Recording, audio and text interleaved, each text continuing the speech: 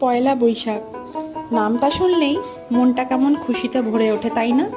ছোটবেলায় মা নিম আর হলুদ বেটে দিত স্নান করতে, সেটা মেখে স্নান করে নতুন জামা কাপড় বের করে দিত দুপুরে। নতুন জামা কাপড় পরে তারপরে হতো দুপুরবেলা ভালো মন্দ খাওয়া দাওয়া। সে কত রকমেরই না পদ রান্না করতো দুপুরে মা। বিভিন্ন রকমের ভাজা, ভাত, ডাল, মাছ, মাংস। দিনগুলো কোথায় হারিয়ে গেল, তাই না? খুব তাড়াতাড়ি বড় হয়ে গেলাম, তবে বড় হয়ে গেলেও আমি আমার শিকড়গুলো ভুলিনি। মা যেগুলো ছোটবেলা থেকে শিখিয়ে এসেছে সেগুলোকে আমি এখনো পালন করি। তাই আজও আমি ঠিক সেইভাবেই পালন করেছি।